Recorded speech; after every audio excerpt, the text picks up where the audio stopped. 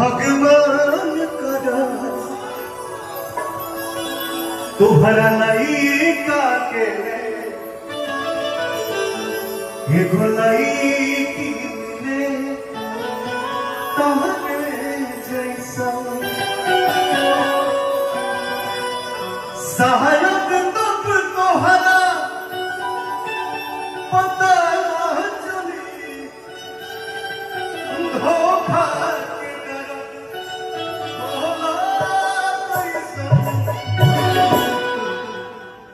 भगवान करा तहरा लइका के एगो लइकी मिले तहरे जैसा।